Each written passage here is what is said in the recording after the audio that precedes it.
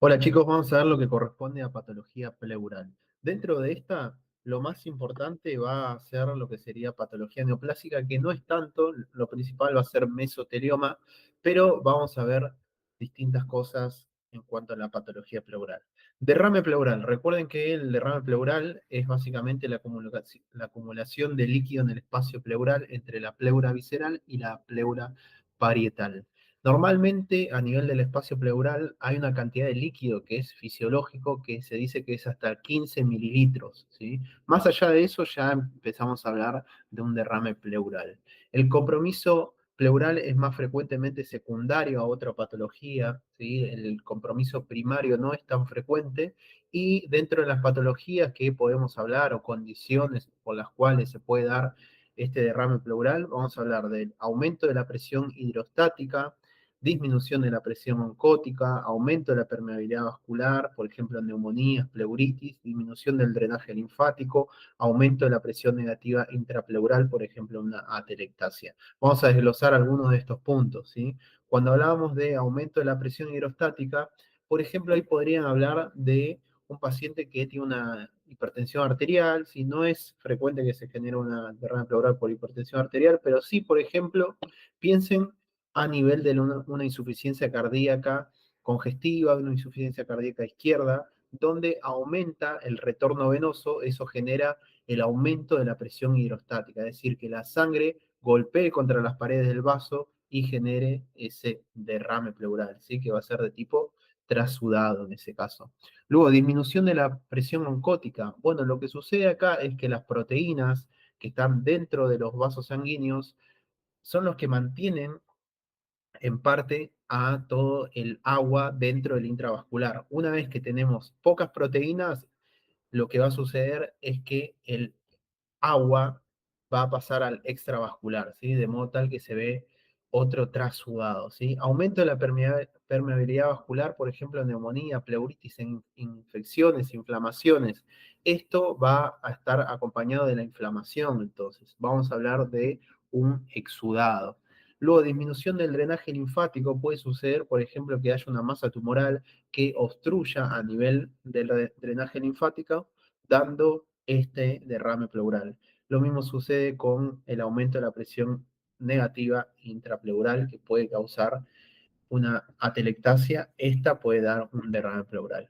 Entonces, dentro del derrame pleural vamos a hablar de una clasificación que tenemos de tipo inflamatorio y no inflamatorio.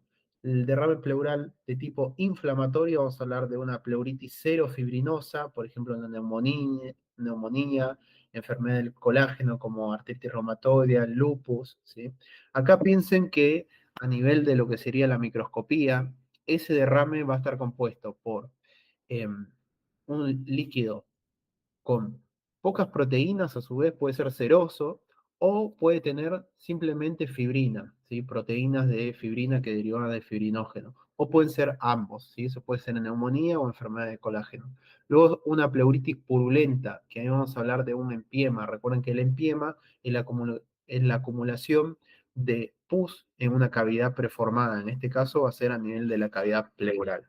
Por ejemplo, una infección supurativa adyacente, por ejemplo, una neumonía o bacteremia. Es decir, que una neumonía por adyacencia te puede dar un derrame pleural, en este caso va a ser un empiema. Y el otro tipo va a ser el hemorrágico. Siempre que vea un derrame pleural de tipo hemorrágico, deben asociarlo a una neoplasia. Eso es importantísimo. Recuerden que las neoplasias malignas principalmente va a estar asociada a neovascularización y uno de esos vasos se puede llegar a romper y generar esta hemorragia, dando ese derrame pleural hemorrágico.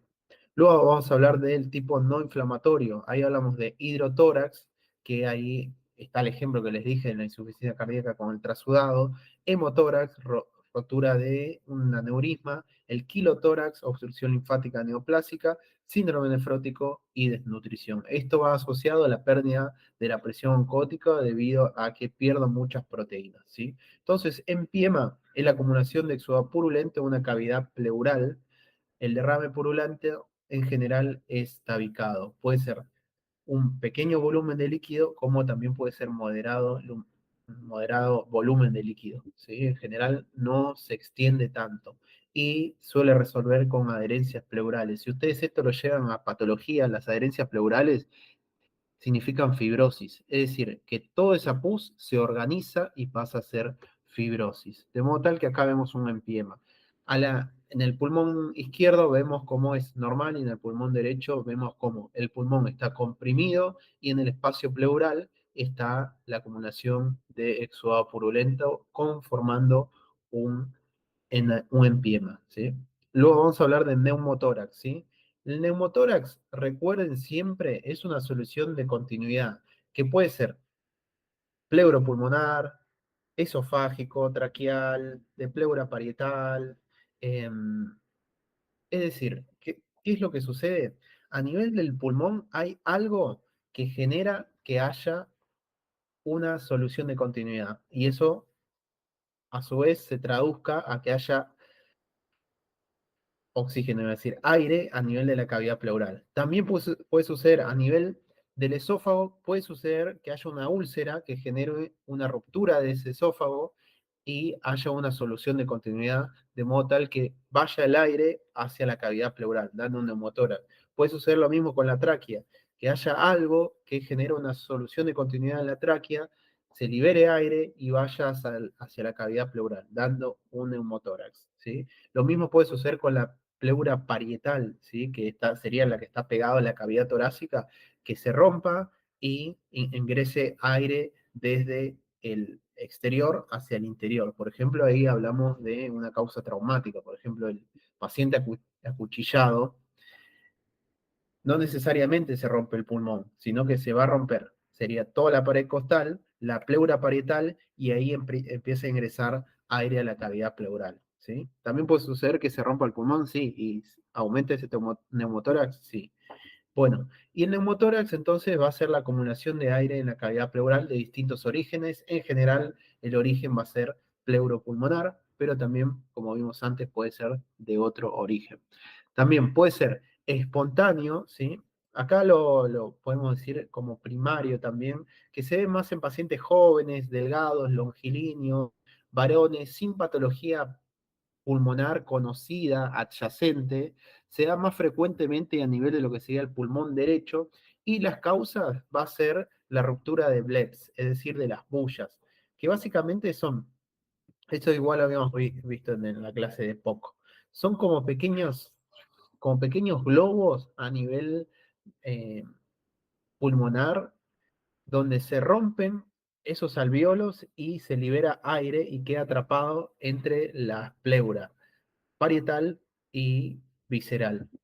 Luego, puede ser de otra causa, causa secundaria, puede ser causa secundaria a una causa traumática o una patología pulmonar de base que causa una ruptura de alveolos. ¿Sí? Ahí hablamos de enfisema, recuerden EPOC, ¿sí? Asma, tuberculosis, enfermedades infecciosas, ¿sí?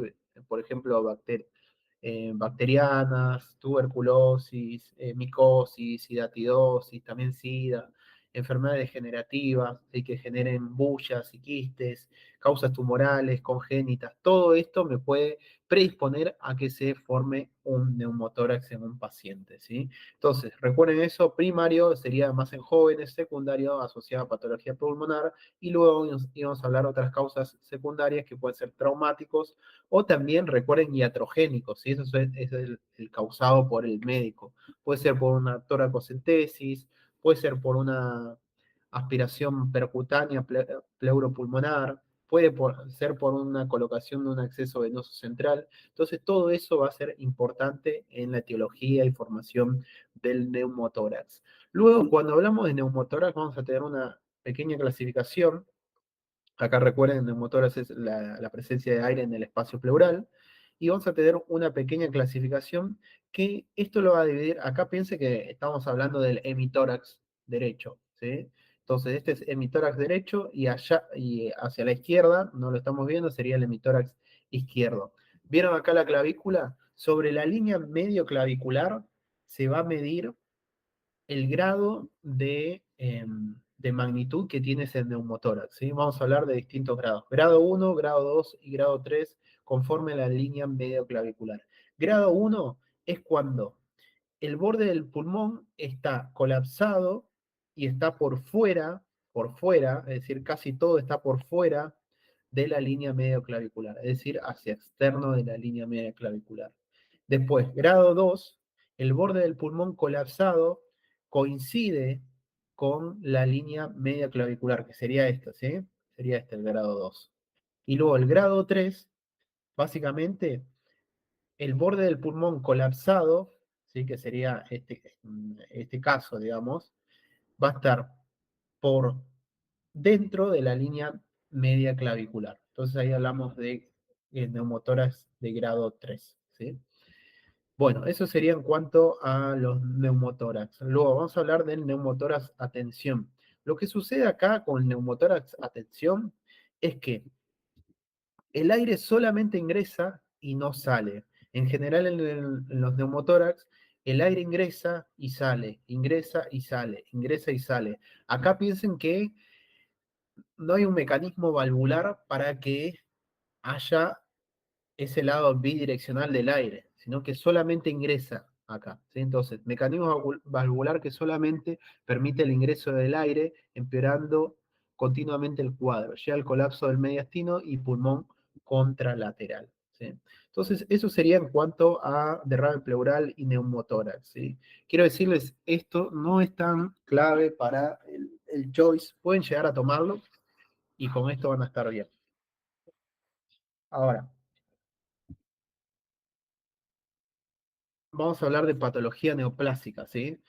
Sería lo que corresponde a tumores pleurales. Los más frecuentes, recuerden, son las metástasis pleurales, ¿sí? Entonces, la patología primaria tumoral pleural no es tan frecuente. Lo que sí es más frecuente es la patología secundaria, es decir, metástasis a nivel de la pleura, que en general vienen de pulmón y mama, ¿sí? Los tumores primarios, entonces vamos a hablar de lo que sería placa pleural, que este está asociado a los trabajadores del amianto, del asbesto. Es una placa fibrosa, colágena, que asienta sobre la pleura. Este es benigno, ¿sí? Básicamente van a verlo como una placa, es decir, una mancha sobrelevada de colágeno a nivel de la pleura, ¿sí? Esto no tiene ninguna complicación, al menos en esa instancia. Luego vamos a hablar del tumor fibroso solitario, antes llamado mesotelioma benigno o mesotelioma fibroso.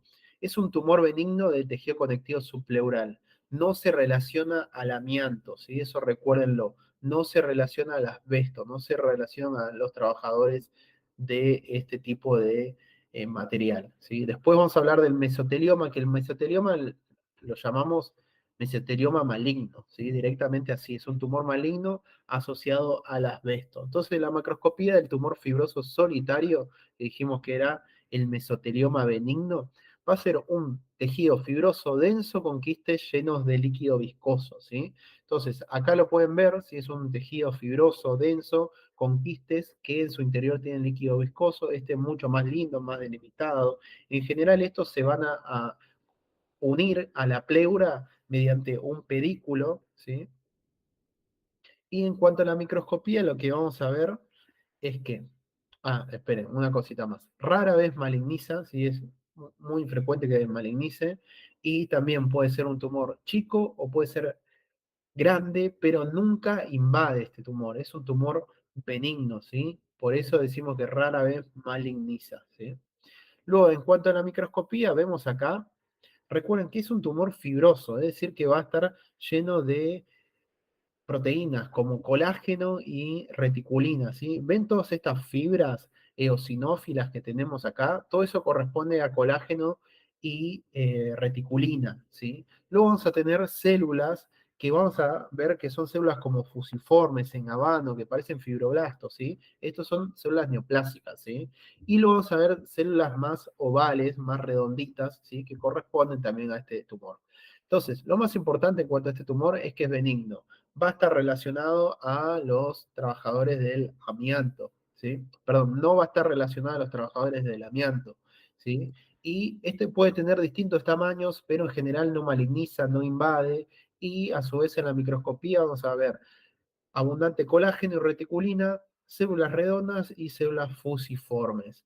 Luego, en cuanto a la inmunohistoquímica, van a ser CD34 positivo y queratina negativo, ¿sí? ¿Por qué queratina negativo? No tiene ningún componente epitelial, es algo del tejido conectivo, ¿sí? Luego, hablando ya del mesotelioma, que se le dice mesotelioma maligno, primero es un tumor poco frecuente y hay una asociación al asbesto, al amianto. Y acá algo importante, el que haya una asociación, por ejemplo, un paciente fumador y que trabaja con asbesto, no significa que vaya a tener mayor incidencia de mesotelioma que un paciente que solamente tiene exposición al asbesto.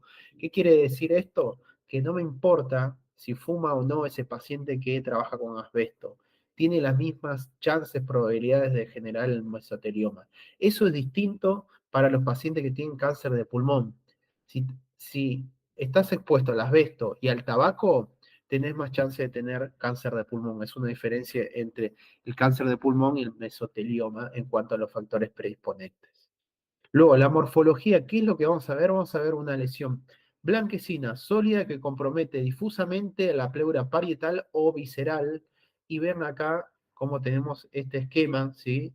Ven acá el pulmón, la pleura, ¿sí? Como es una placa blanquecina, difusa, que está comprometiendo las pleuras e invade también a nivel del pulmón, ¿sí? Vemos acá a la derecha una eh, macroscopía real, ¿sí? Vean cómo está engrosado difusamente esa pleura, ¿sí? Está invadido a nivel del pulmón. Luego, provoca derrame pleural extenso. Entonces, ¿ustedes qué tipo de derrame van a pensar? Y un derrame hemorrágico probablemente porque este es de causa neoplásica, ¿sí?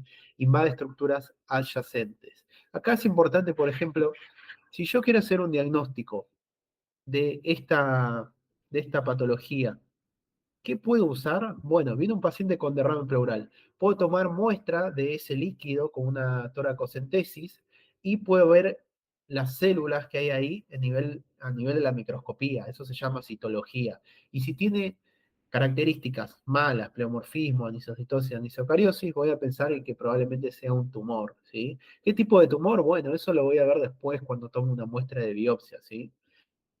Entonces, en la microscopía vamos a tener dos variantes, ¿sí? Que en realidad si se fusionan pasan a ser tres variantes.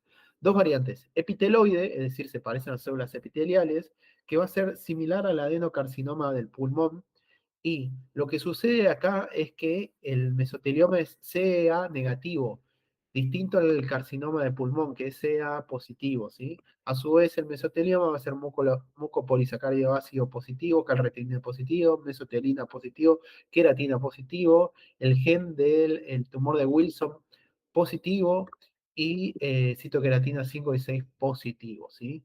Luego vamos a tener una variante mesenquimática que puede tener estos marcadores positivos, pero en menor cantidad, y recuerda un sarcoma, ¿sí? También se le dice variante sarcomatoso. Y también tenemos una variante que es mixto, une al epiteloide y al mesenquimático. Y justo acá les traje una microscopía de ambos, ¿sí? Entonces, piensen, el epiteloide lo que va a formar van a ser como glándulas, por eso decimos que es parecido al adenocarcinoma de pulmón. Recuerden, adeno significa glándula, ¿sí? Entonces vamos a ver que se forman glándulas. Por ejemplo, acá, vean cómo se forman glándulas, que sería el componente epiteloide del mesotelioma. Acá también y acá también. Excelente, joya. Y acá lo que vemos es que tenemos una variante mesenquimática que recuerda un sarcoma. Si ustedes recuerdan los sarcomas, eran tumores que parecían a tejido muscular. ¿Y recuerdan los tejidos musculares como las células musculares son fusiformes? Bueno, acá sucede lo mismo. Vean acá estas células fusiformes que parecen al sarcoma, ¿sí? Entonces, todos estos sería ese componente mesenquimático. Y o casualidad, vemos los dos en este preparado, es decir, el componente epiteloide acá y el componente sarcomatoso acá. Y vean acá esta imagen, cómo notamos la presencia de una glándula, otra glándula, otra glándula, otra glándula, que no están tan bien conformadas, pero se ven como glándulas, y alrededor vemos ese aspecto sarcomatoso del mesénquima, ¿sí? Entonces acá hablamos de un mesotelioma maligno mixto, ¿sí? Bueno, y después, en cuanto al pronóstico, tiene un mal pronóstico el mesotelioma, ¿sí? Sobrevida del 50% al año del diagnóstico, y ni hablar de los 2 años, ¿sí? Y recordar que existe mesotelio en toda la superficie serosa del cuerpo, no solamente hablamos de pleura, también hablamos de peritoneo y pericardio. Entonces, mesotelioma se puede originar en otras localizaciones. Acá estamos hablando de patología pulmonar, de modo tal que vamos a hablar solamente de la pleura. Pero recuerden que mesotelioma hay en otras partes del cuerpo y el comportamiento también va a ser malo, con pobre sobrevida.